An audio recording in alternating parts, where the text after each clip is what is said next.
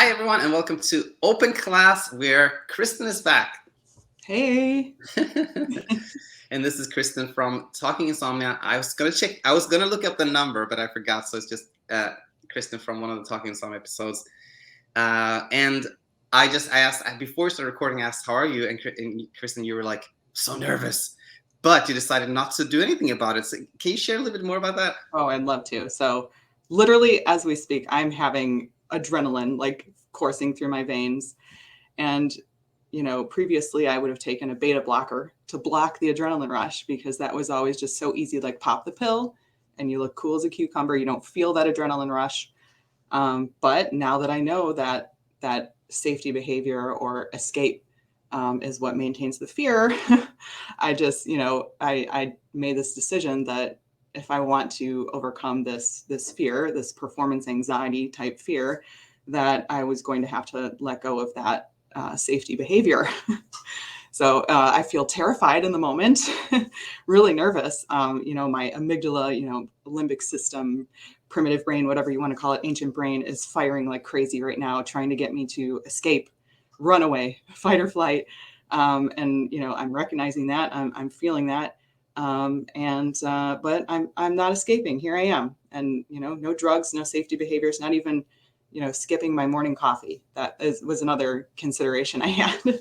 I just did everything as normal, and here I am. Anyway. Here you are. And I said this to you, but I'll say this again just for the audience. I think it takes a lot of courage to do that, and this is why I think like bravery and courage is such an important part of the journey. And just to kind of contextualize what you said is when we have this perceived fear, like nothing is actually dangerous to us, but we have an idea that something is dangerous.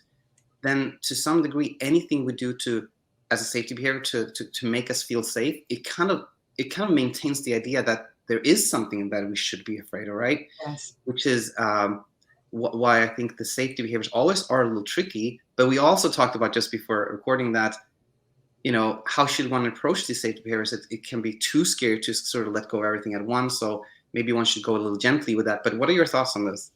Oh my gosh. So I've been pondering this for a while now, because for a long time I would just take, a little bit of my beta blocker, just like the tiniest dose, and I was like, then I'm still letting myself feel some of the adrenaline, right? So it doesn't have to be this all or nothing courage versus kindness thing. You can do a little bit of both.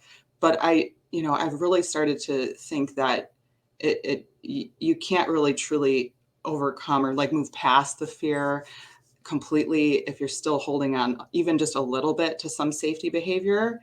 And so my thinking has sort of changed on that. Yeah. Yeah. I think, I've pondered this so much myself because often I have questions from other coaches or people who ask me like, what do you think about sleeping medications, Daniel? And I'm like, I think it is always tricky. But then on the flip side, it can like the way I teach can seem so kind of harsh if you teach it in a way that I think the best thing to do is nothing. It can be so scary and so harsh. But what I want is always like my client or my follower to be like completely free. That's kind of what I want. So Yes. anyway, let's jump into the questions. And thanks so much for sharing this, Kristen. It will be so helpful for the community to hear. And so yeah, I picked four messages. I'll just read them and then we'll go from there. So Laurence says the following: Hi Daniel, or hello Daniel. Thank you for your channel and guidance and welcoming me. You're very welcome, of course. It's been a beacon of light. So glad to read that. I have a few questions that I have not yet been able to find the answer to in the video. Number one, I'm happy to be able to lay in bed with my husband and watch TV. However, I always fall asleep while watching before bedtime. Then I wake up and to turn everything off, and I find it hard to get to sleep again. Doesn't this count as microsleep? Or even a nap before bed does make me hard to fall asleep again. Should I avoid TV in my comfy bed, as CBT-I recommends, so that I avoid microsleeps? After that short, maybe 5-10 minute snooze, I get up to use the bathroom and turn lights off, then realize I'm not as tired as I was before I fell asleep. Number two, what do I do about a snoring husband? Actually, let's take them one by one here. So the first question is, Lauren is noticing that when she's kind of laying in bed watching TV with her husband. She feels sleepy. She tends to fall asleep, have these micro sleeps, and I think she's concerned that these micro sleeps will later affect her quote unquote ability to sleep, let's say. And I was actually smiling when she asked the question about the TV, because I know you have a lot to say about that. But I'll just share my thoughts just initially, which is that if somebody sleeps like 4 hours during the day, then they probably won't be that sleepy at night. That's just kind of common sense. But that doesn't mean that that person will have insomnia, because that person may just have slept 4 hours and be like, oh yeah, I'm going to be up half the night because I slept so much. It's the fear of not sleeping that's insomnia. And if you have a little bit of micro sleep before bed, I really don't think that in itself has any significant impact on sleep. Our thinking about it can. If we think like, oh my gosh, I fell asleep while watching TV, that's not good. That can have more impact, because then we become fearful and we struggle, right? But if somebody watches some TV, dozes off a few times, and doesn't think it's anything wrong with dozing off, it's no problem with that. Happens to myself and my wife and a lot of people all the time, right? We doze off a little bit and then we have no struggle anyway. So I'll pause there. Kristen, what are your thoughts when you hear this from Lauren? Yeah. So whenever I see any CBT-I mention, I'm triggered. I'm just like so mad all over again. And yeah, I fully agree with what you said, by the way, that, micro sleeps is a sign that your sleep drive's there. That's, cool. But yeah, no concerns about that, like, affecting your sleep down the line that night. And as for watching TV in bed, of course, I'm very pro that. And just everything about sleep hygiene and CBT-I and stimulus control, just throw it out the window. It's stressful. It leads to, preoccupation and urge to control things, and so much, paying attention to what you're doing. And it just exacerbates what already is sort of an issue with control and feeling like you need more of it. Yeah, I could go on and on. Absolutely, it was super helpful you shared. And just so Lauren knows, she may not have seen you talk about this, but for you, actually deciding to watch maybe Netflix or something in bed, that actually made a big difference, right? Oh my gosh, yes, because I never wanted to get out of bed when I was struggling. I just wanted to lie there and like kind of rest my eyes, keep them barely open, and all the CBT stuff was just, having to get out of bed and everything was just making everything so much worse. And so, yeah, it really was a game changer for me when I got permission to, stay in bed, watch TV. That doesn't matter. Like stimulus control is it's not a thing. Okay. Exactly. No, it's very confused, that teaching, I think. And very cool. So I think we answered the first question here in, I think, hopefully a very helpful way for Lauren. And yeah, we did all that. Very, very good. Okay. So question 2, what do I do about a snoring husband?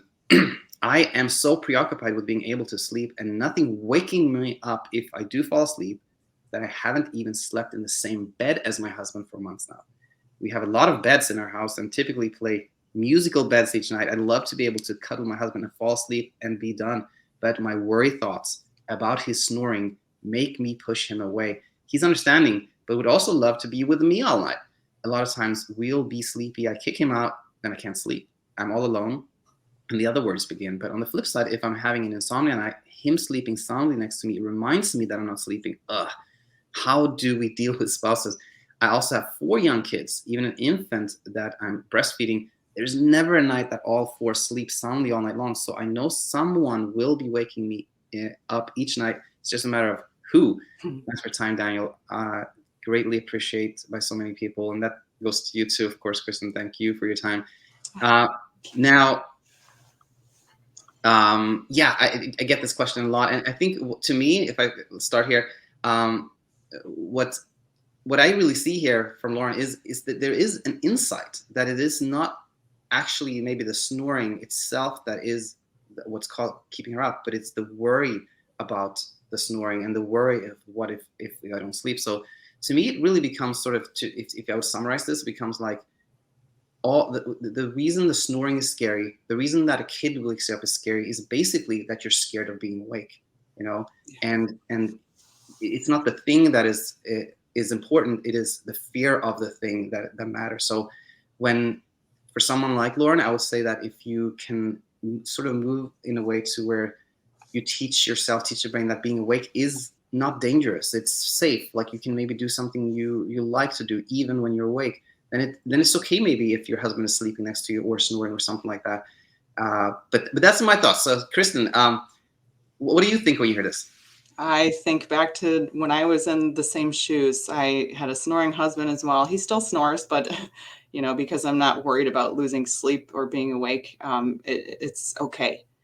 But I had similar disruptions, breastfeeding, baby, even when the baby was sleeping, it was like, with breastfeeding or pumping, you're still like on a timer. Like you only have a certain number of hours before you have to pump or whatever before, or you can have supply dips, and there's all this stuff to think about.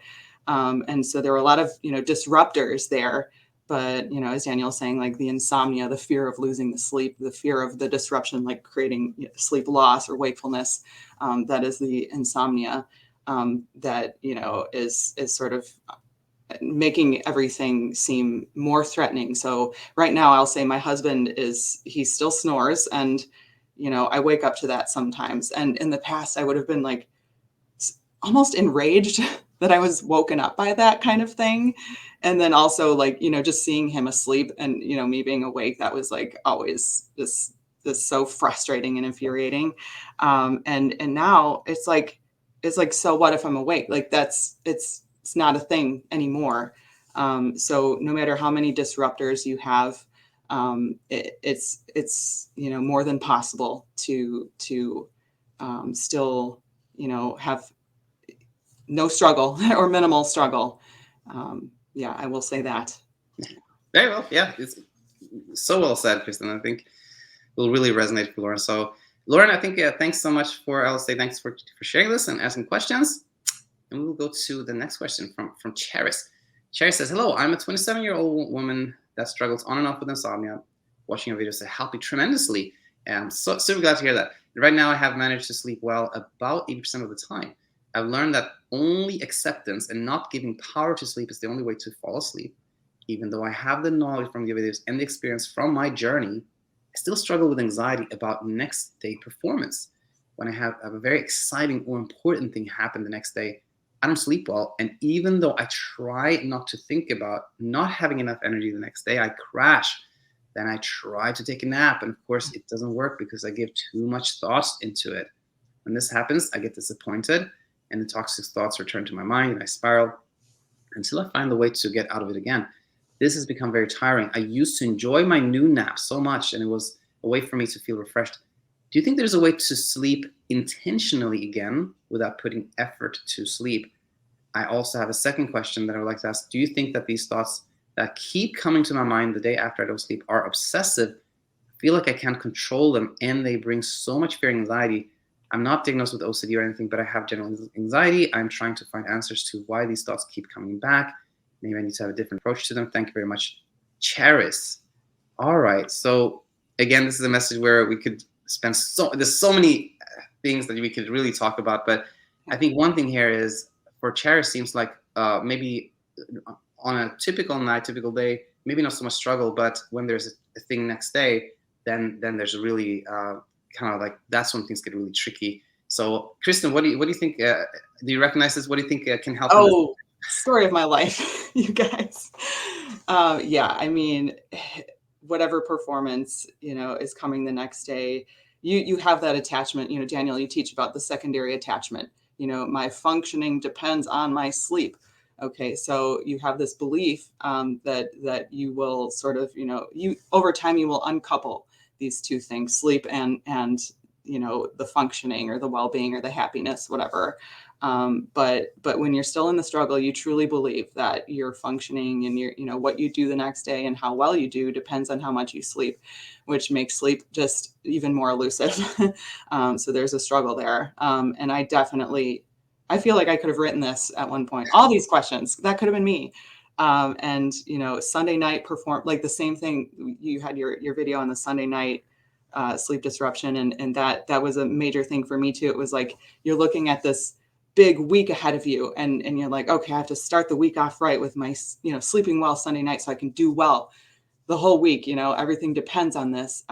It really doesn't. It really doesn't. And it takes a while to sort of overcome that. And that's where a little bit of thought work is involved. You look at the evidence, like how, it could just be one piece, like you say, just one piece of evidence to overturn that belief that your functioning depends on your sleep for whatever performance. It could be like, oh yeah, I did have this one performance, I did pretty well, and I was on zero sleep. Or it could just be going forward, whatever, just find something to sort of document it or keep it in your mind, and to sort of just uproot that belief that you need that sleep to function well. Absolutely, so well said.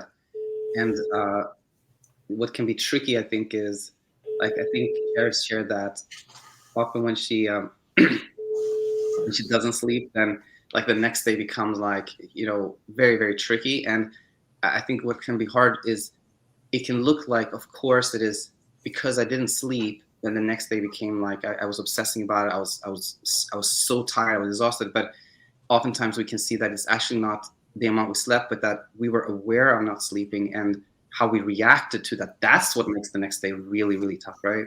Yes. Oh my gosh, 1,000%. Yep. Just I would fixate on the fact that I didn't sleep, and what, I would look for reasons why when I didn't understand insomnia, just all this like troubleshooting, problem solving. The brain it's like just it's churning and turning, and the wheels are spinning when you're trying to solve this problem. And absolutely, that's what so much of my day was after a struggle at night, is figuring out the problem and trying to prevent it from happening again.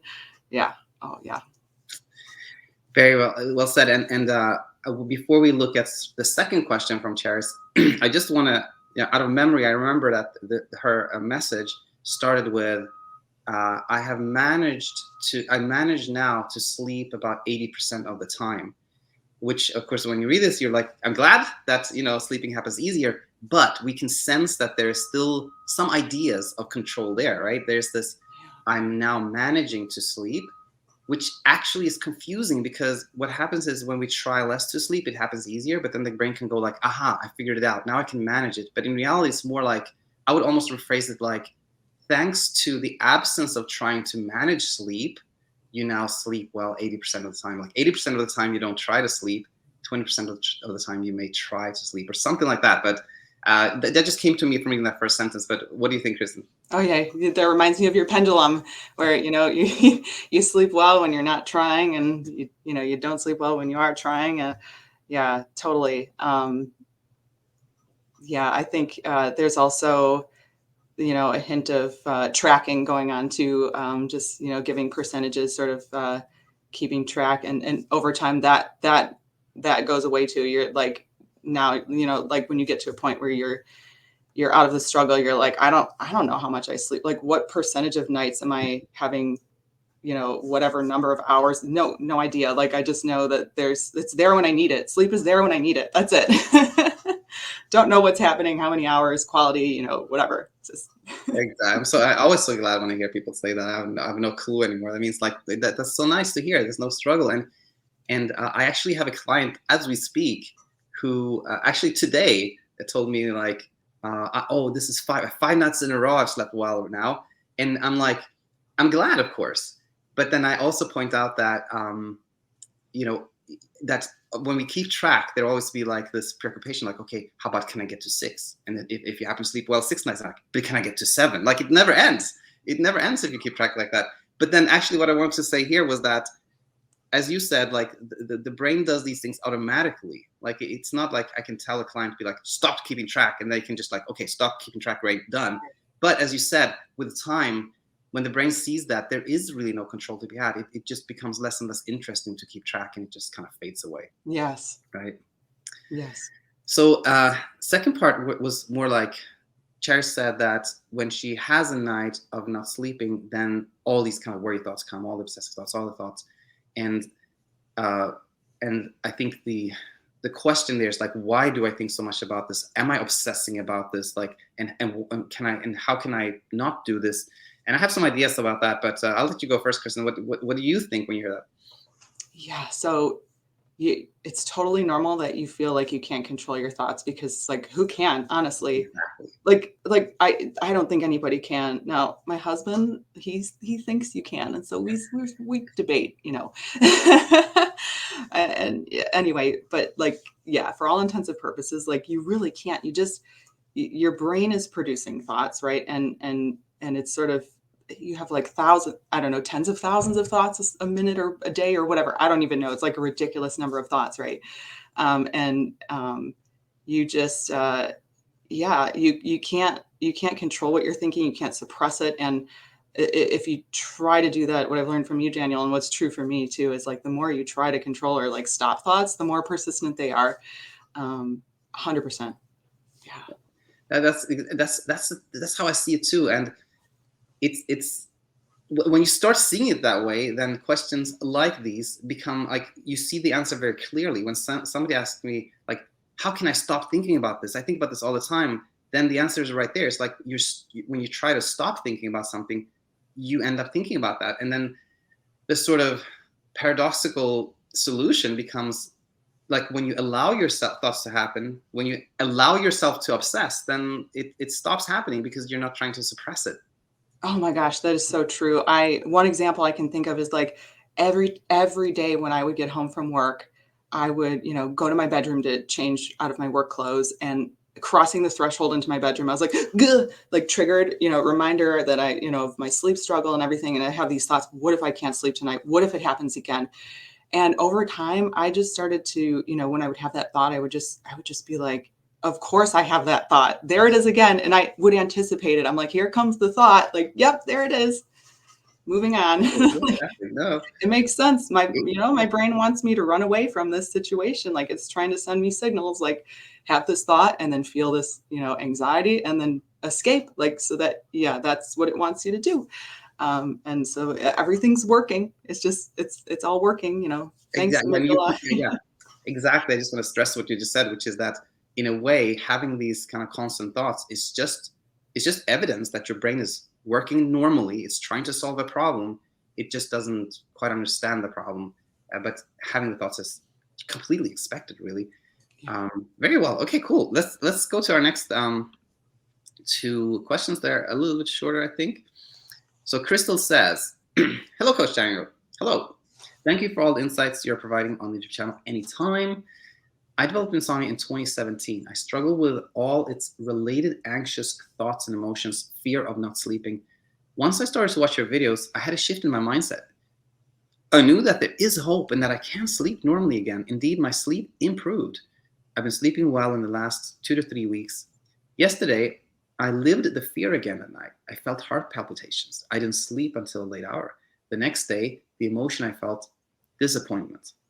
I did not want that insomnia to return, although I know that bad nights always happen. Is it normal that bad nights occur again? Do I do something about it? I know that I must let it go, but the thought of not wanting to have insomnia again is always on my mind. Thank you for your kind support. So sounds like Krystel found the channel, started learning, did better for a stretch, then had like the sleepless night. And is it normal? What should Krystel do? What are your thoughts, Kristen? Yeah, it would be abnormal if you didn't, is kind of my thinking. You really, what I think about this is, you need those additional sleepless nights as you're sort of like unraveling, you know, and understanding what's going on and learning everything. You need those, you know, if you think about it like exposure therapy, which I do, like each sleepless night, you sort of need those exposures to, you know, go about the process of not escaping when you're faced with that fear. So that's like one of the big things that helps resolve things, is like you know, face the wakefulness or sleeplessness, and you don't engage in your safety behavior.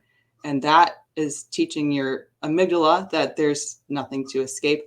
And so absolutely, like, you need to have additional sleepless nights. You will, and they're actually like, and it's going to be not maybe well received, but like, they're good for you, like in some ways. Like, it's part of this, like this process, this exposure therapy, if you will. 100%. Yeah, I'll just add that we have a whole playlist on what we call speed bumps, just to sort of illustrate how normal and typical they are. So anyone that's going through some similar, just check the description of any new video, and you'll find a playlist on speed bumps, where there's even more wisdom and insight than Kristen shared here. And I think I have nothing more to add. Let's go to our last question. So this is from. Oh wait. Oh yeah, we did this. Yeah, we talked about it. Exactly. Oh yeah. Actually, there was one more thing I wanted to add real quick before we get to the last one, which was the feeling that Krystel said was disappointment. And I so often have clients that are disappointed or disheartened or feel hopeless. And what I always like to teach then is that typically insomnia is because of the brain is like confused and it sees a non-threat as a threat, right? But sometimes it kind of has moments of clarity, if you will, which is when it sees that I can't do anything. There's nothing I can do. And then the feeling we have when there's nothing we can do is disappointment, like disheartened. I feel hopeless. I've tried so many things and there's nothing you can do. And so to me, disappointment is actually like sort of a true feeling. Like it's disappointment is the brain seeing there's nothing you can do. And at that point, as opposed to many times we sort of need to teach the brain, but this time it's like, we can listen to the brain and say like, yeah, there is actually nothing to do. I can't control this. So disappointment or feeling disheartened to me is like just an invitation to see that, yeah, it's true what the brain is sort of telling you, that there's nothing you can do to control it. Sounds like a little disappointing to hear that maybe, but it really can be empowering, because when you do nothing, good things come to you. So just a little thing I want to add. All right, let's go to Rahib. Hello, Daniel. I'm 19 years old, struggling from insomnia for 2 years. I've had anxiety also. Last day, one of my friends forcefully smoked me some weed. I smoked weed for the first time in my life. I get high and it's totally different feeling for me that I never felt before. Now my sleep anxiety is triggered and I feel like I'm never going to sleep anymore. Messed up my brain chemicals and I feel regret of doing that. I watched a video where a man says that weed can cause schizophrenia or psychosis. I feel like if I don't sleep tonight, I'm going to get serious mental problems. I didn't sleep last night for a second time. So Rahib, this message just reminded me, saying something I should say in the beginning, which is, of course, nothing is medical advice here, just me and Kristen sharing general thoughts. But I thought it became more pertinent here because, like, I want to say that, and you know, I can't say that smoking weed or other things does or does not cause some medical issues, but I will say that I think if it was a great risk of smoking weed causing schizophrenia, I think we would see much more of it, and we wouldn't have states like California, and we're gonna like legalizing it, something like that. I just want to put that out there. But I think there's a concern here from Rahib that doing something, in this case smoking weed, has caused like some brain damage. Yeah, did you have such thoughts, Kristen, or what are your thoughts when you hear this? Oh, so much. Anytime I took any sort of medication, I was like, oh my gosh, what if I'm like permanently altering the structure of my neurons, and they're gonna, maybe the neurotransmitters are not going to be, they're going to be off balance and whatnot. Like I would think so much about every chemical or whatever I did to my body. And there were plenty, like I have plenty of examples, and I would have the same fears. Like, what if I broke my sleep system and I, am going to cause this and that issue. And you can't break your sleep system. But I did have that fear too. Totally. 100%. And I think I was going to say exactly what you said, that our sleep system cannot be broken. But the tricky thing is that when we believe it is broken, it almost has the same impact as if it were broken, right? Like if we believe the sleep system is broken, then we won't sleep well. And it's not that sleep system is broken. It's just that we have the belief that we may have damaged it, and we're worried about that. That can create a lot of struggle. And yeah, I think that's to me, Rahib, I hope that helps. And I want to say, like, whenever we judge ourselves for things we do and we think we did something wrong, etc., it usually doesn't help us. Well, I think being kind to ourselves and seeing like I did that, maybe it wasn't the smartest thing to do, but I don't need to be super hard on myself. That can always help. The kind way. So I think that concludes. Any concluding remarks, Kristen, or anything you want to say here? Just to add, self-kindness and awareness are like the two things, I think the main things that you highlight, and those are like the keys to the universe, I think. Can't get enough of that. And yeah, 100%. Oh yeah, super nice. Thanks for coming, Kristen, and be in touch, and maybe we'll do it again. Yes. Thank you. Okay. Bye bye Bye. now.